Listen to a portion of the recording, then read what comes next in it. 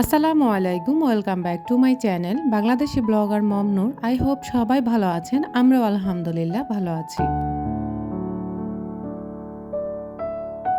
আজকের ভিডিওটি শুরু করেছি সন্ধ্যা চা খাওয়ার থেকে। এখানে হচ্ছে রং চা করে নিয়েছি। আর আমার একটা বাজে অভ্যাস আছে, সেটা হচ্ছে আমি কিন্তু চা যখন কাপে ঢালি তখন কিন্তু আমি চা ছাঁকি না, ওইভাবে ঢেলে নিতে আমি পছন্দ করি। প্লাস হচ্ছে আমার একটা চা পাতাও পড়ে না। আর এটা যেহেতু একটু মশলা চা, যার কারণে এখানে মশলা পড়েছে। আর ওটার ফ্লেভার আমার কাছে খুব ভালো লাগে, যার কারণে আমি মশলাগুলো না সরিয়ে এভাবে ঢেলে নিয়েছি। সাথে কয়েকটা শুকনো মুড়ি নিয়ে নিয়েছি। ব্যাস, আমাদের সন্ধ্যার চা রেডি। এখন হচ্ছে আমরা চা আর মুড়ি খেয়ে নিয়েছি। আর এখন আমি হচ্ছে সন্ধ্যার পরে মাত্র অল্প কিছুক্ষণ সময় নিয়ে আমি আমার সংসারের কাজগুলো পরের দিনের জন্য যেভাবে গুছিয়ে রাখি, ওটা আজকে আপনাদের সাথে তুলে ধরেছি। আশা করছি আপনাদের অনেক অনেক ভালো লাগবে। যদি ভালো লাগে তাহলে প্লিজ আমার চ্যানেলটিকে সাবস্ক্রাইব করে পাশে থাকা অল অপশনটা অন করে রাখবেন। আমি যখনই ভিডিও আপলোড করব নোটিফিকেশন পৌঁছে যাবে আপনার কাছে। আপনি সময় করে আমার ভিডিওগুলো দেখে নিতে পারবেন। আর আমার ভিডিও কোথাও যদি আপনার বেশি ভালো লেগেছে তাহলে প্লিজ একটি লাইক দিতে ভুলবেন না। আর এবং কি আপনার ফ্রেন্ডস অ্যান্ড ফ্যামিলির সাথে আমার চ্যানেলের লিঙ্ক বা ভিডিও লিঙ্কটা শেয়ার করতে ভুলবেন না। ওই দিক দিয়ে দেখতে পেলেন আমি হচ্ছে চুলার যে কাউন্টার টপটা ছিল সেটাকে হচ্ছে একটু মুছে নিয়েছি, যেহেতু চা বানিয়েছি। তো সাথে কিন্তু রাইস কুকারে ভাতও বসিয়ে দিয়েছি, যেহেতু ভাতটা হতে একটু টাইম লাগবে। আর দুপুরে কিন্তু আমি এই ডালগুলো ভিজিয়ে নিয়েছি, যদিও দুপুরে আসলে আমি রান্না করতে পারিনি, খুব আলসেমি লেগেছিল। গতকালের তরকারি ছিল, যার কারণে দুপুরবেলা রান্না করতে পারিনি। তো রাইস কুকারে ওইদিকে ভাত দিয়ে এদিকে হচ্ছে আমি ডালগুলোকে আবারও পানি ছাড়িয়ে এক সাইডে রেখে দিয়েছি। আর এদিক দিয়ে দেখতে পাচ্ছেন যে আমি অনেকগুলো কাপ গ্লাস এগুলো ধুয়ে নিচ্ছি। ওই যে একটু আগে নাস্তা করেছি মুড়ি আর চা, আর ওগুলাকে এখন আমি সময় মতো ধুয়ে নিচ্ছি।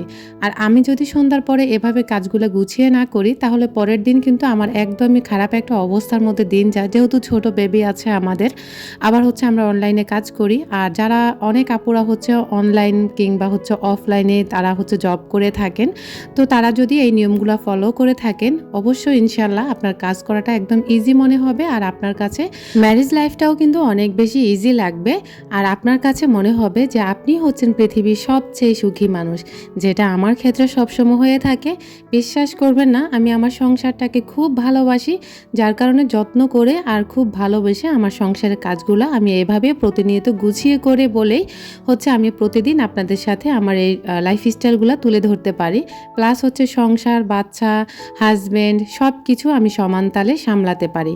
এদিক দিয়ে ওই যে দুপুরবেলা যে ডাল রান্না করলাম না, সেটা হচ্ছে এখন রান্না করে নিচ্ছি। আর সন্ধ্যার পর দেখা গেছে যখন হাতে টাইম থাকবে, আপনারা প্লিজ চাইলে এই টাইমটাকে অবহেলা না করে এভাবে কাজে লাগিয়ে যেতে পারেন বা কাজে লেগে যেতে পারেন। এদিক দিয়ে হচ্ছে আমার ডাল বোনা হয়ে গেছে। তো আমি আজকে কিন্তু ডাল বোনার মধ্যে হলুদের গুঁড়া, মরিচের গুঁড়া অ্যাড করি না, যেহেতু এই রেডিমিক্স মশলার মধ্যে সব কিছু থাকে, যার কারণে হচ্ছে আমি আর আলাদা করে অ্যাড করতে হয়নি। তো এদিক দিয়ে ভাতও বলক চলে এসেছে, আর ভাতও হচ্ছে নেড়ে চেড়ে দিয়েছি। আর আপনারা তো দেখতে পেয়েছেন আমি হচ্ছে সিঙ্কের যে চারিপাশটা আছে সেটাকে নিট অ্যান্ড ক্লিন করে প্লাস হচ্ছে গুছিয়ে নিয়েছি।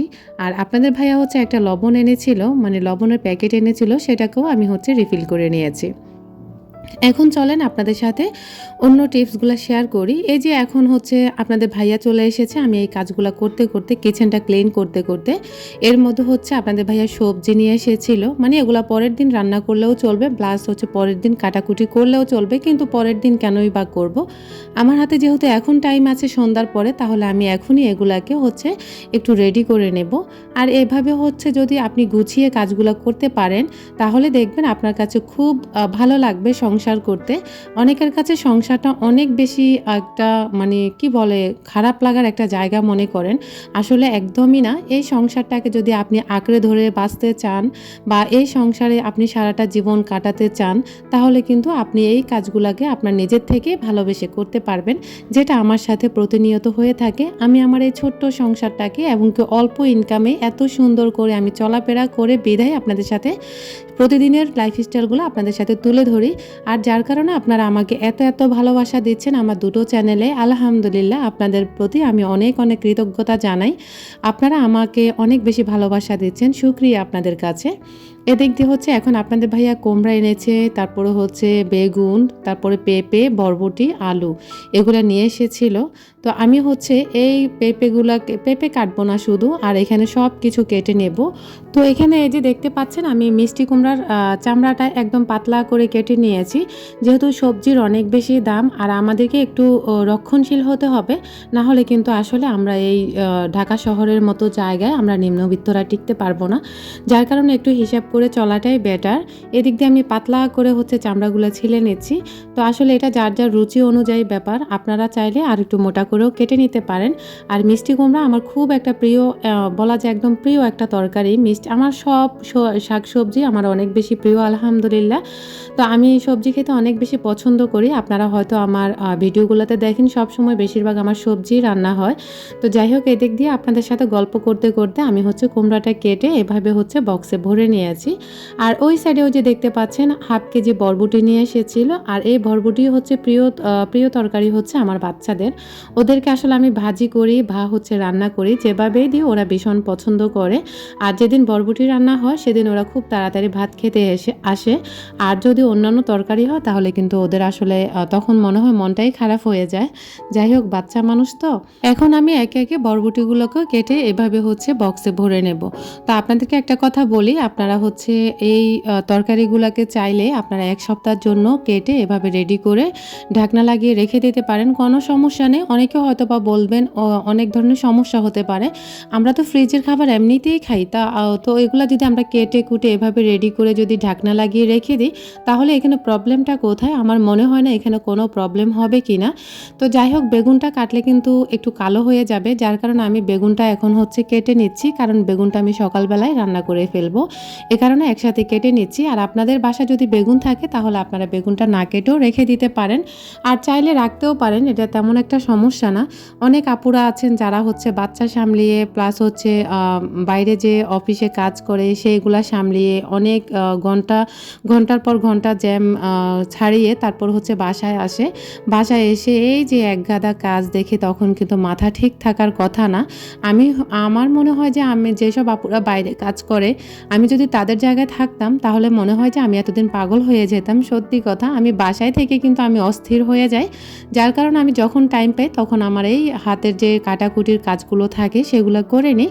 আর পরের দিন যে আমি রিল্যাক্স টাইমটা পাই তখন হচ্ছে আমার আলাদা যে এক্সট্রা কাজগুলো থাকে সেগুলো আমি গুছিয়ে ফেলতে পারি মাশাআল্লাহ। তো এভাবেই কিন্তু প্রতিটা সংসারে টেকনিক খাটিয়ে চলতে হয়। আমার এই ছোট্ট সংসারটাতেও কিন্তু আমি সবসময় টেকনিক খাটিয়ে চলি বলেই হচ্ছে আমার সংসারটা এত বেশি সুন্দর থাকে। আর আপনাদের দোয়া এবং ভালোবাসা আমি অনেক দূর এগিয়ে যাব। আপনারা আমাকে সাপোর্ট দিলে, আপনারা মাশাআল্লাহ আমাকে অনেক অনেক সাপোর্ট দিচ্ছেন। এদিক দিয়ে হচ্ছে আমি পেঁয়াজগুলো ছিলে এভাবে নিয়েছি আর আলুগুলোকে কেটে এভাবে পানিতে রেখে দিয়েছি। আলু আর বেগুনগুলো কিন্তু আমি সকালবেলায় রান্না করে ফেলবো। আর আপনারা যদি আলুগুলা রেখে দিতে চান তাহলে এরকম পানি ডুবু করে রেখে দিবেন, প্রায় 3-4 দিন ভালো থাকবে, কোনো সমস্যা হবে না। আর পেঁয়াজগুলোকে না কেটে এভাবে ছিলে রেখে দিতে পারেন। তো আমি কিন্তু সবসময় এই টেকনিকটা ফলো করে আসছি। আর মাশাআল্লাহ ইদানিং আমার বাসায় একটু মানে বলা যায় কাজের চাপও আছে, যার কারণে হচ্ছে আমি এভাবে কাজগুলোকে গুছিয়ে নিয়েছি। তো আপনারা চাইলে এভাবে একদিন কাজ করে 3 দিন বা 1 সপ্তাহ আরাম করতে পারেন, এতে করে আপনার সংসার জীবন হবে খুব আরামের। তো ফাইনালি হচ্ছে আমি সবগুলা কেটে এভাবে বক্সে ভরে নিয়েছি। আর আপনাদেরকে আরেকটা কথা বলি, আপনারা কিন্তু সবজি ধুবেন না, এভাবে হচ্ছে রেখে দিতে পারেন। সবজি ধুইলে কিন্তু আলাদা করে পানিগুলা থাকলে সবজিগুলা খুব তাড়াতাড়ি নষ্ট হয়ে যাবে। আর এভাবে রাখলে আমি যেভাবে আপনাদেরকে দেখিয়েছি এভাবে রাখলে আপনি 1 সপ্তাহের বেশি খেতে পারবেন। আর অবশ্যই একটা এয়ারটাইট কন্টেনারে রাখবেন, যেই কন্টেনারগুলোতে কোনো ধরনের বাতাস ঢুকে না। তা আমার সবগুলো ঢাকনায় খুব টাইট হয়ে লাগে। তো এই যে ফাইনালি হচ্ছে আমি সমস্ত সবগুলা বক্স এভাবে ভরে নিয়ে ফ্রিজে রেখে দেব। আর চাইলে আপনারাও এই টেকনিকটি ফলো করতে পারেন। আর আপনাদের যদি ভিডিওটি কোথাও কোনো অংশ ভালো লাগে তাহলে প্লিজ লাইক করে যাবেন এবং কি কমেন্টস করে যাবেন আমার আজকের ভিডিওটি আপনাদের কাছে কেমন লেগেছে। আর প্লিজ আপুরা, আপনারা আমাকে আরেকটু বেশি বেশি করে সাপোর্ট করবেন, তাহলে আপনাদেরকে নিয়ে আমি অনেক দূর এগিয়ে যেতে পারবো। ওভারঅল ভিডিওটি যদি ভালো লাগে আপনার ফ্রেন্ডস অ্যান্ড ফ্যামিলির সাথে শেয়ার করতে ভুলবেন না। আজকের মতো আমি এখানেই বিদায় নিচ্ছি। দেখা হবে অন্য কোনো ভিডিওতে, যদি রব্বুল আলামিন আমাকে বাঁচিয়ে রাখে, আপনাদেরকে বাঁচিয়ে রাখে। আল্লাহ হাফেজ, আসসালামু আলাইকুম।